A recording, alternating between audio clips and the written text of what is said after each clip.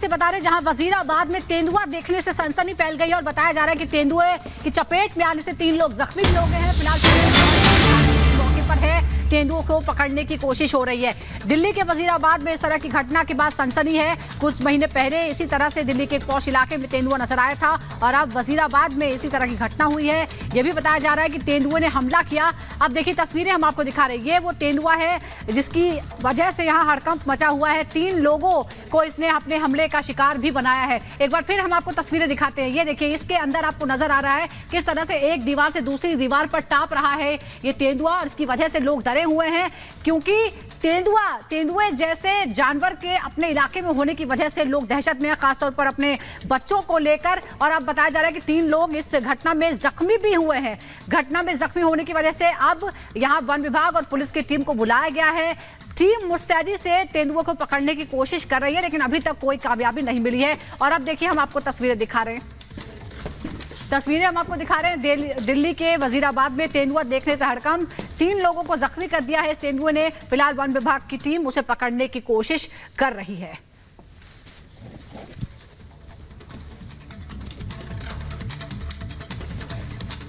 तो देखिए तस्वीरें हम आपको दिखा रहे हैं। ये तस्वीर दिल्ली के वजीराबाद की जहां पर एक तेंदुआ देखने को मिला है और इस तेंदुए की वजह से 3 लोग घायल भी हुए। तेंदुए ने हमला किया है। वन विभाग की टीम मौके पर पहुंच गए। अब तेंदुए को रेस्क्यू करने की कोशिश की जा रही है, इसे पकड़ने की कोशिश की जा रही है। और देखिए तेंदुए को कमरे में बंद कर दिया गया है। बड़ी खबर ये आ रही है, वन विभाग की टीम मौके पर मौजूद है और तेंदुआ फिलहाल एक कमरे में बंद कर दिया गया। जो बड़ी जानकारी आ रही है वो आपको बता रहे, दिल्ली के वजीराबाद में तेंदुए को देखने के बाद यहां दहशत मच गई। तेंदुए ने हमला किया और 3 लोगों को जख्मी कर दिया है। इसके बाद अब जानकारी मिल रही है कि तेंदुए को कमरे में बंद कर दिया गया है और अब वन विभाग की टीम वहां पहुंच चुकी है। तेंदुए को अब पकड़ा जाएगा। तस्वीरें भी हम आपको दिखा रहे हैं। देखिए यही वो तेंदुआ जो वजीराबाद में देखा गया और ये रिहायशी इलाके में घुसा और 3 लोगों पर इसने जानलेवा हमला किया। 3 लोग घायल हैं। वन विभाग की टीम मौके पर पहुंची और यह भी जानकारी मिल रही है कि फिलहाल तेंदुए को एक कमरे में बंद कर दिया गया है।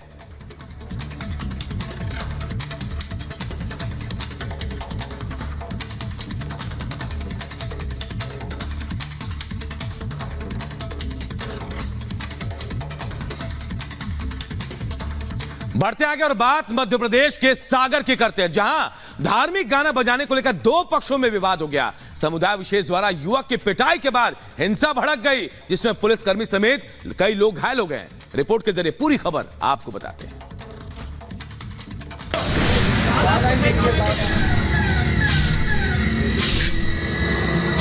दो गुटों के बीच हिंसक झड़प के बाद अफरा तफरी की ये तस्वीरें मध्य प्रदेश के सागर जिले की है, जहां 2 समुदायों के बीच हुए विवाद ने देखते ही देखते हिंसा का रूप ले लिया। पथराव में पुलिसकर्मी समेत कई लोग घायल बताए जा रहे हैं। कैंट थाना क्षेत्र में 2 पक्षों में एक विवाद की सूचना प्राप्त हुई। इसमें तत्काल पुलिस बल यहाँ मौके पर पहुंचा है और यहाँ पर पहुंचकर क्योंकि दोनों पक्षों में काफ़ी संख्या में लोग आमने सामने हो गए थे तो पुलिस ने अश्रु गैस का उपयोग करते हुए दोनों को तितर बितर किया है। अब हम CCTV कैमरे जो उपलब्ध हैं, जो सरकारी भी लगे हुए हैं, कुछ प्राइवेट लोगों के यहाँ लगे हुए हैं, उनकी हम लोग खंगाल रहे हैं और उसकी प्रॉपर जांच करके इसमें एक FIR की जाएगी और जो भी पक्ष इसमें दोषी पाए जाते हैं उन पर कार्रवाई की जाएगी। दरअसल सागर जिले के कैंट सदर इलाके में धार्मिक गाना बजाने को लेकर 2 गुटों में विवाद हो गया। समुदाय विशेष के लोगों पर हमला और पथराव करने का आरोप लगा है। बताया जा रहा है कि एक युवक अपनी गाड़ी में धार्मिक गाना बजा रहा था, तभी कुछ लोगों ने उसकी पिटाई कर दी। इस घटना के बाद दोनों पक्षों के लोग इकट्ठा हो गए और दोनों गुटों ने एक दूसरे पर जमकर पथराव किया। वहीं सूचना मिलने पर जब पुलिस प्रशासन की टीम मौके पर पहुंची तो उपद्रवियों ने उन पर भी पथराव शुरू कर दिया। पुलिस की टीम पर छतों से पत्थर फेंके गए, गाड़ियों में तोड़फोड़ की गई।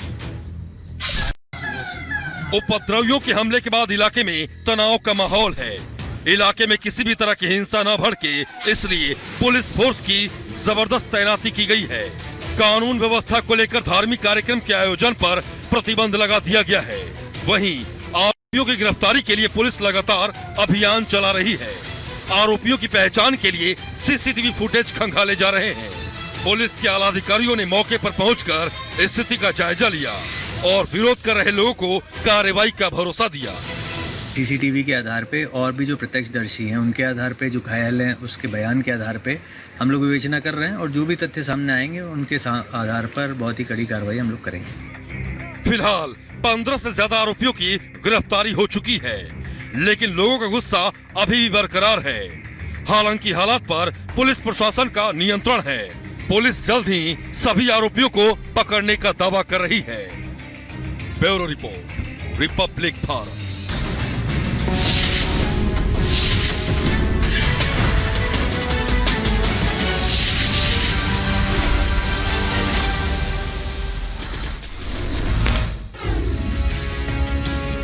पप्पू यादव ने पूर्णिया से नामांकन भरने की बदली तारीख ट्वीट कर जानकारी दी। 2 अप्रैल की जगह 4 अप्रैल को भरेंगे नामांकन। पूर्व सांसद शाहिद सिद्दीकी ने आरएलडी से दिया इस्तीफा। सिद्दीकी ने जयंत चौधरी को भेजा इस्तीफा। बीजेपी के साथ गठबंधन और आरएलडी में उपेक्षा से नाराज थे। बीजेपी घोषणा पत्र समिति की बैठक आज होगी। छत्तीसगढ़ के मुख्यमंत्री विष्णुदेव साय दिल्ली के लिए रवाना। दिलीप घोष ने ममता बनर्जी पर किया हमला। कहा ममता बीजेपी को जितना भला बुरा कहेंगे, बीजेपी की सीटें उतनी ज्यादा बढ़ेंगी। घोषणा पत्र के लिए आज से बीजेपी का मंथन शुरू। घोषणा पत्र में शामिल करने के मुद्दों पर चर्चा होगी। हर वर्ग को साधने की पार्टी करेगी कोशिश।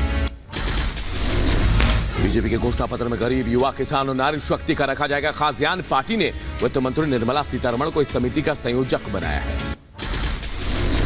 विकसित भारत का प्रधानमंत्री नरेंद्र मोदी ने बताया सही मतलब। तमिल टीवी को दिए इंटरव्यू में कहा, विकसित भारत का मतलब है देश का हर कोना विकास का भागीदार। आरजेडी नेता मृत्युंजय तिवारी का बीजेपी पर बड़ा हमला। नौकरी देने के वादे का उठाया मुद्दा। कहा बीजेपी नहीं जीत पाएगी 150 से ज्यादा सीटें। बीजेपी नेता शाहजहां इल्मी का इंडी गठबंधन पर बड़ा हमला। कहा यह लोकतंत्र बचाओ रैली नहीं, भ्रष्टाचारियों को बचाने की रैली थी। आज आगरा और अलीगढ़ दौरे पर रहेंगे यूपी के उप मुख्यमंत्री ब्रजेश पाठक। आगामी लोकसभा चुनाव को लेकर कार्यकर्ताओं से करेंगे मुलाकात। लोकसभा चुनाव को लेकर कांग्रेस ने जारी किया स्टार चालकों की सूची को जारी किया। सूची में मल्लिकार्जुन खड़गे, सोनिया गांधी, राहुल गांधी, प्रियंका गांधी, डीके शिव कुमार, दिग्विजय सिंह, सचिन पायलट समेत कई कांग्रेस नेताओं के नाम। प्रधानमंत्री नरेंद्र मोदी ने वाराणसी के बीजेपी कार्यकर्ताओं से वर्चुअली बैठक की। बैठक में लोकसभा चुनाव को लेकर पीएम मोदी ने जीत का मंत्र दिया।